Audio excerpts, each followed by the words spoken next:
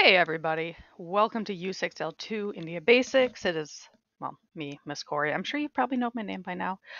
Anyway, today we're going to do just that. We're going to talk a lot about India, and I'm going to talk really fast because we have a lot to get through. Learning targets, analyze the emergence, development, and impact of religions and philosophies of Hinduism and Buddhism. Your job, any question that is in blue text. Today you're going to answer on the Ed puzzle. There's a few that are in blue that I'll probably just skip over. But the ones that do like pop up, like pause the video and pop up on the side of your screen, make sure you answer those. Any important concepts on your study guide will be in red text, so make sure you're filling out your study guide as you do this as well. So, first question for you. When you think of India, what do you think of? There's probably a ton of things you think of. So, here's a map of India right here. So, you can see it's quite the large country. And if you compare it to the world map, you can also see that. So, India is a really unique location because it's in Asia, right? Um, but it's like a giant peninsula and it's really close to like big countries like China. And it's also fairly close to the Middle East. Other things you might think of as cows, those are very sacred to them, and they will wander the streets. You might think of like the Ganges or Indus River. We'll talk about those today and why they're important. You might think of the crowded traffic. That's usually more in like the large cities. The Taj Mahal is a really famous landmark. You might think of their deities and their many faced, many armed gods. You might think of monkeys because there's monkey temples. And there is also Bollywood and their awesome special effects. Yeah. All right. So, geography of India. India is a subcontinent. What a subcontinent is that it is physically separated from the rest of the continent. So, in this case, is Asia. That is due to the Himalayan mountains, as you can see up here. So, kind of the reddish color means it's super, super steep mountains, and more of kind of like the pale green means it's super flat. So, pretty much the Himalayan mountains make a natural wall around northern India from the rest of the Asia continent. It's also a peninsula because the Indian Ocean is to its south, east, and west. So it is pretty unique when it comes to landscape. In the north, it's very mountainous with forests, like you can see here in a picture. So the north is the Great Basin, or what would be like the start of two major rivers, one being the Indus and one being the Ganges River. So you can see a map of India here. Here's northern India. Here's the Ganges River. You can see a lot of other rivers also feed into it. So the Indus River is very important because it gives northern India and what is now modern day Pakistan water for drinking and agriculture. Otherwise, this is a fairly dry climate in the north. So this is the main water source. The Ganges River is very, very sacred. It is seen as the goddess Ganga, and people bathe in it for religious purposes. It is thought to clean the soul, and it's a tough position, right? It's very sacred and holy to Hinduism, but on the flip side, today in the modern day, it's very polluted. Um, so one of the reasons why it's so polluted is, well, of course, like just trash, industrial waste, but also people scatter ashes of the dead in the river because it is holy, and then people go ashes. Um, yeah, so it's a tricky situation with the Ganges River, and it's also the main water source for many many major cities today. The middle of India is very dry and it's rocky. It's called the Deccan Plateau. You can see it here in the green area. And then on the western coast, it is tropical, as you can see in the picture here, with all the fun little palm trees. All right, monsoons are also a huge part of India. Um, so we don't have monsoons in the United States. Like we have more of a wet and a dry season, but theirs are extreme. So India's weather is based around the dry and monsoon season. The cold air from the northern mountains and the warming water of the Indian Ocean collides and creates a lot of wind in about the months of June through September. Get this, it can drop anywhere between a foot and a half of rain, which I mean is a lot, to 32 feet of rain from June to September. That's a lot of rain. I don't think we can comprehend that in Minnesota. And farmers can have up to 3 crop harvests in 1 year due to all the rain.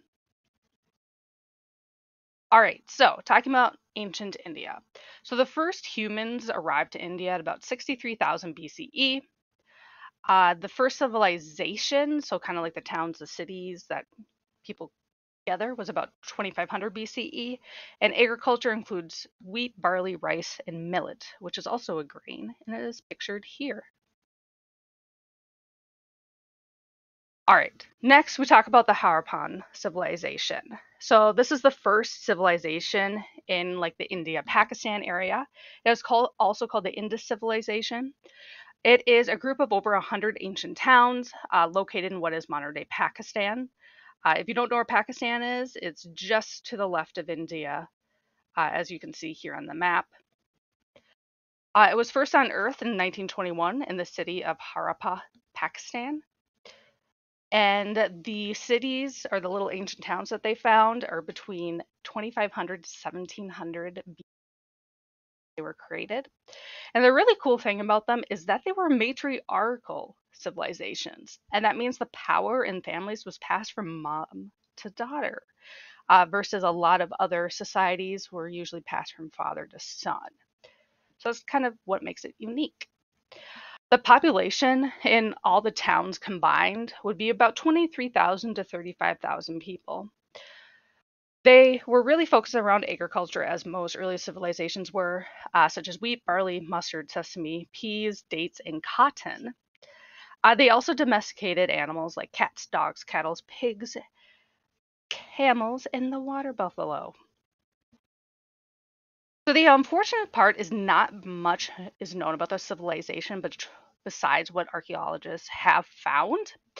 There is a writing system in the Harappan civilizations, but the only problem is today, no one knows how to decipher it.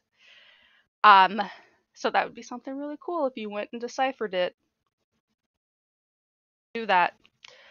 Uh, but they also had statues of like dancing girls, cart animals, and chariots. So this really tells us a little bit about their society, that they had dances, transportation, chariots for warfare, and also technology for iron smelting. One of the other really cool things that archaeologists have found are seals. So seals are these like little round or square blocks that usually have a symbol or word carved into them. Like you can see here, here's the wording. Here's the symbol of the cow. And it's used to press into fresh clay to make someone's signature. Kind of, like you're stamping your signature on a document or something like that. Seals were usually made of soapstone and carved with a copper cutting tool. So they also have the technology to melt copper. All right, so jewelry in the Harappan civilizations included lapis lazuli, turquoise, and jade, have all been found in Harappa. But these minerals aren't found in modern day Pakistan or India. Next question for you. What does the presence of these minerals tell us?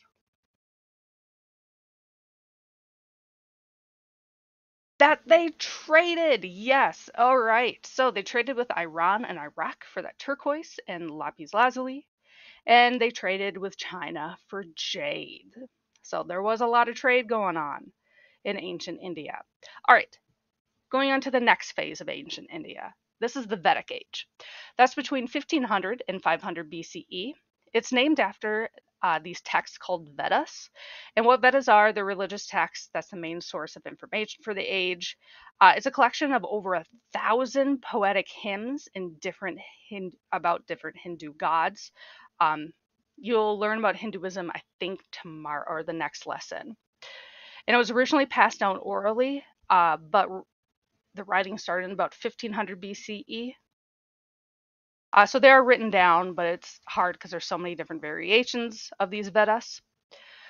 The really, really interesting thing about the Vedas people is that they were not related to the Harappan peoples.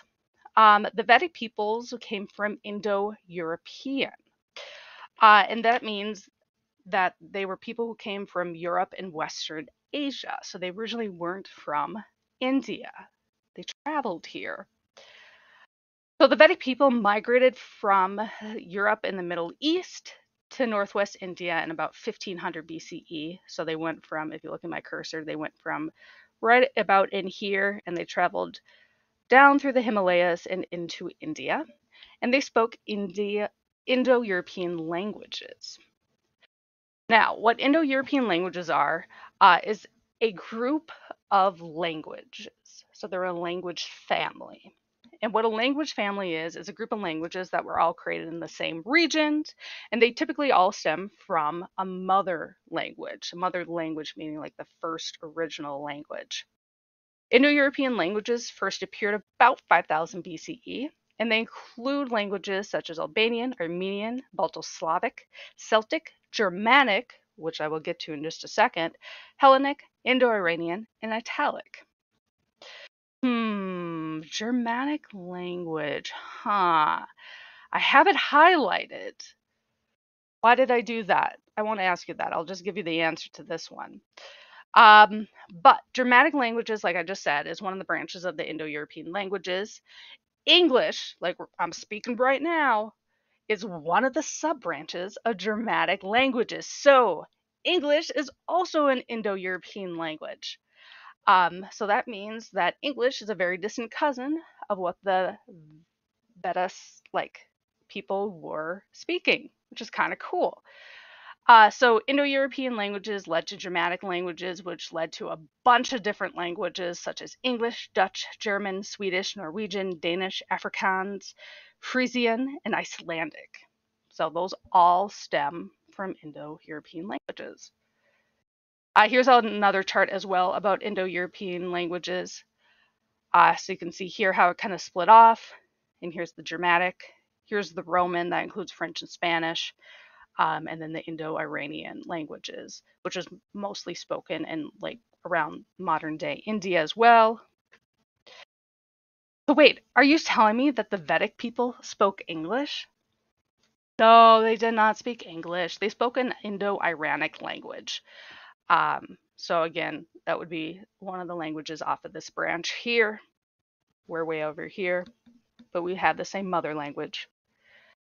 So that English that we speak today, or at least the English that we can kind of sort of understand, was created in about 400 to 600 CE, so long before the Vedic age. And remember, language is fluid. It's always changing. If you went back in time and 25 years ago, you asked someone to just say, go Google it. They'd have no idea what you just said. Or if you told George Washington that his wig was cringy, he would have no idea what cringy means. So language is always fluid. It's always evolving. And that's why it's really important to learn languages in school. I know you guys can take like French, Spanish, German. And it's a great gateway to other languages. For example, once you learn Spanish, it's really easy, or not really easy, it's easier to learn Italian, Catalan, and Portuguese. Portuguese is really easy to learn from Spanish. I have not attempted it. I should maybe one day. Anyway, all right, back to the Vedic age. I kind of went on a little ramble there. All right, so the Vedic age, they were mostly herders, so they raised cattle. Cattle became an important role in society, and it may be why some Indians see cattle as sacred today. In about 1000 BCE, they traveled to the Ganges Plain in northeast India, and that's where they also used iron plows attached to oxen to plow the fields, like you can see up here in this picture. So there was a constant conflict between two groups of people during the Vedic age. These two groups are the Aryans and the Dasas. And stories of these conflicts were not written until generations after the conflict. So a lot of the stories were passed orally, which, of course, when you pass stuff orally, details and stuff get mixed up. So it's a little hard to differentiate between what is true and what is not true with these conflicts. Yes, Orions. That's kind of an interesting word. I feel like I've learned it before. It's like in US history during like World War II. Why have I heard that before? I'll tell you. So Aryans were believed to be light-skinned Indo-European speaking people, and the Dasas were darker skinned natives, so they're not from Europe or the Middle East, who spoke the Dravidian language. The Aryans eventually pushed the Dasas into less fertile southern regions of India, and they also introduced a patriarchal society to India. So instead of being passed down to mother to daughter, it's now being passed down from father to son. We'll talk about the Aryan maybe like when we get to World War II. I think we talk about it then. That's not until the last part of the year. Oh my gosh, can you think of that? Like we learn about World War II in May. I'm already like prepping up for it. World War II is a great unit, by the way. Anyway, back to India. So over time, the color of one's skin, or varna, in India influenced the creation of the caste system. And the caste system is a hierarchy of people in a society. In India, they call it a jati. So the caste system in India is broken down into five main groups. So you have the Brahmins, which are priestly, the academic class, the Kshatriyas, which are rulers, administrations, or warriors, the Vaishyas, which are the artisans, tradesmen, farmers, or merchants, and the Shudras, which are the manual laborers. Now, at the very, very bottom, you have the Dalits. And in English, that would kind of translate to something like the untouchables. So the Dalits come from the word Dasas, or the word Dasas is the name of the native tribe that the Ryans have been like kicked out of their society, and it means slave. So the untouchables are literally like the low of the low of the low of the Indian society. Although they had nothing wrong that they did, they were just born into this society and there's nothing they can do to change it because of these strict societal rules. So they were street cleaners. They did menial tasks like tan hides of animals, touch the ashes of the cremated, and also dispose of dead animals. Um, yeah, it's a really sad system. So the person was born, so a person would be born into the caste. You cannot move castes. You have to marry within your caste, and you can only eat with other people in your caste as well.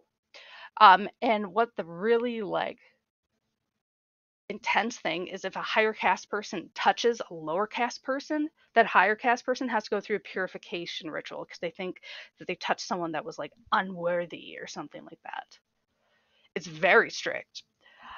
So discrimination in the caste system was made illegal in 1950. Like, yeah, like this 1950, like 73 years ago, 1950. Socially, the caste system is still used today, although it's not legally used, but people still remember it. Um, and a person is born into their caste, and through reincarnation, which is rebirth, you'll hear about that a lot during the Hindu and the Buddhism videos. If that person did good in the previous life, so that if they had good karma, they would be born into an upper class or upper caste. If they had bad karma, they'd be born into a lower caste. All right, so you will learn more about Hinduism next lesson, and then after that is Buddhism. But just a little basics here. So Hinduism is a polytheistic religion, meaning that they worship many gods.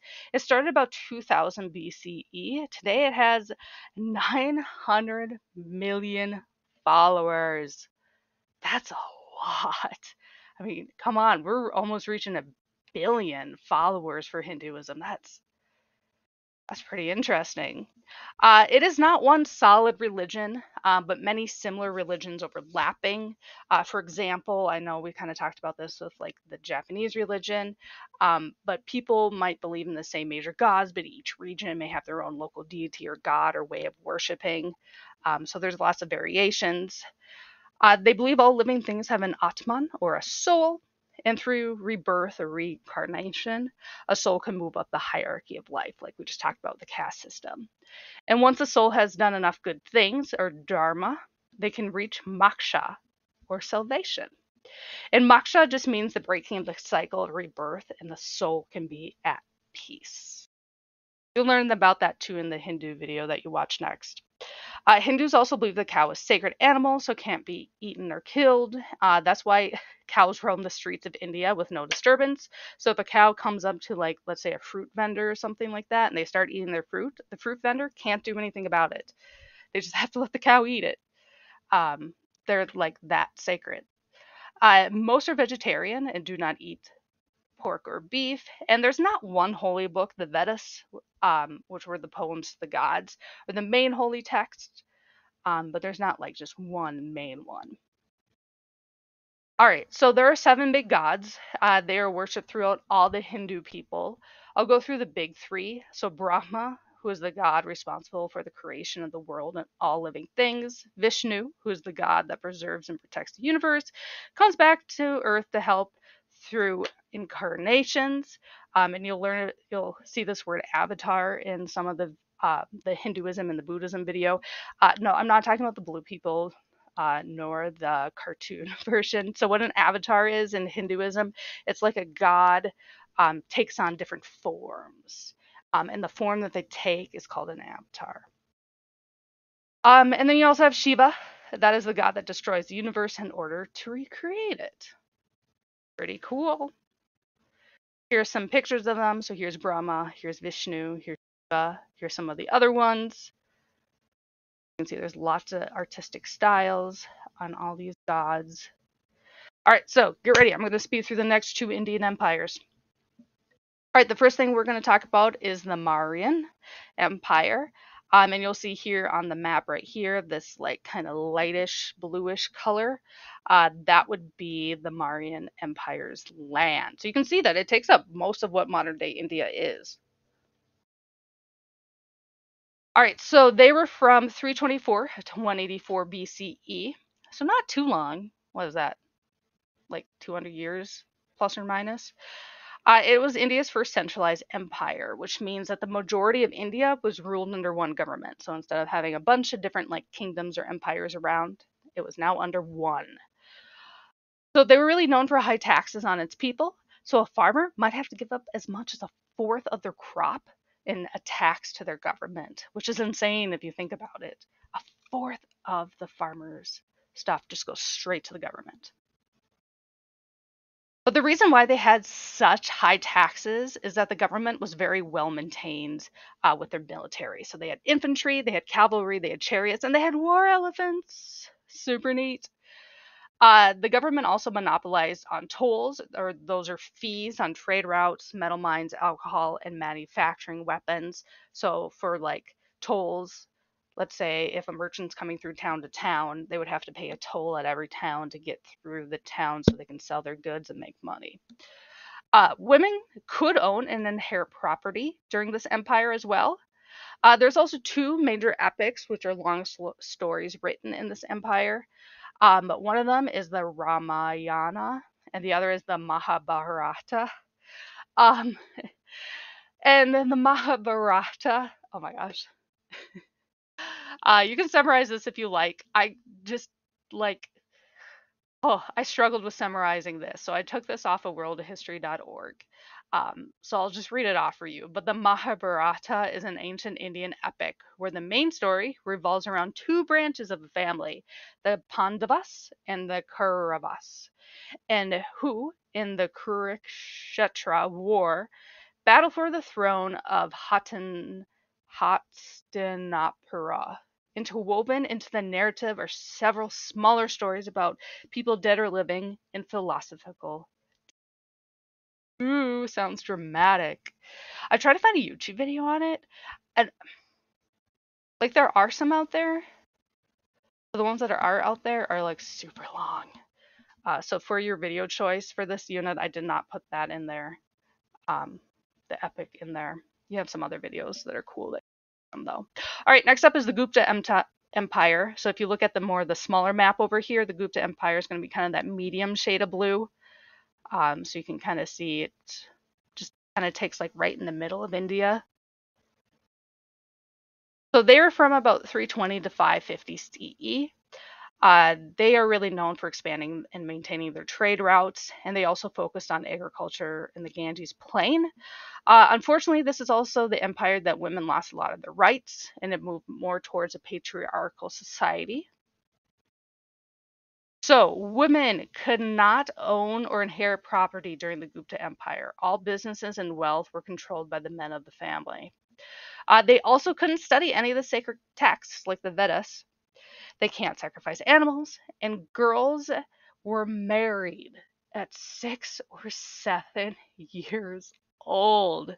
Talk about creepy. And the men weren't 6 or 7 either. They were a lot older, typically like in their late teens or even older than that. Uh, the reason why this happened is because apparently future husbands wanted to raise the themselves so that like he would make her the way that he wanted a wife to be. Like creepy. And a woman had to obey fathers, husbands, and their sons. Um, yeah, they really had no rights during this time. One of the other really tragic things that women had to go through the Gupta Empire is that they were expected to perform sati if their husband died. And what that is, so when their husband died, they would be the husband would be put onto like a big like thing of logs. Um, the man's body would be, starting to burn to ash, and the woman, his wife, was expected to sit on top of his body and burn herself to death with his dead body. Yeah, crazy. And if a woman didn't do so, she would be shunned from society. But like I said here, I'd rather be shunned than burnt to death to someone who would like marry a woman at or a girl at 6 years old. Crazy stuff. All right, so some other things that come out of the Gupta Empire include the Arabic numerals, which were made popular. The number symbols that we use today, so 1, 2, 3, 4, 5, 6, 7, 8, 9, 0, those all came from the Gupta Empire. They invented zero, which is the placeholder for larger numbers. They also created math based on 10, which is what we use today. And eventually, the Arabs or the Muslims used these numerals too. They brought them to Europe. Europe was like, hey, this like Arabic numeral system is great. We're going to adopt it too. And that's why we use it today. All right, so again, you'll learn more about Buddhism and Hinduism later this week, but there's just a couple of more religions I want to get through because I think they're important. Because when I was in college, I had no idea that these religions existed, and like Jainism and Sikhism. And I was just like, what is this religion? Like, I've never heard of it. So that's why I would just want to teach it to you. So if you're like me and have never heard of some of these religions, at least you have a basic understanding of it. So with Jainism, that is also a major-ish religion in India. It's clearly not as popular as Hinduism is. About 5 million people practice it today compared to the 900 million Hindus in the world. So it is also a polytheistic religion. They believe in reincarnation. It believes one needs to mediate in or medit. I think I meant meditate in order to break reincarnation. It also believes all animals have a life source, and they were very extremely nonviolent. I mean, so extreme, not only to humans, but just to living things. So some Jainism people wear masks as not to breathe in like any flies or bugs that might fly into their face. And they might sweep the floor in front of them as not to step on any bugs that may be in their path. And some followers only eat what they are given and also practice nudity. Then there is Sikhism.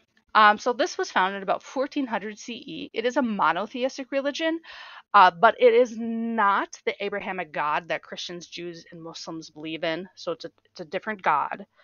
Um, and there's about 30 million followers today. It was founded by Nanak after being he believed that God spoke to him. He believes in becoming one with God, but working hard and sharing with others. Um, and Adi Granth is the holy book containing nearly 6,000 hymns and songs praising God.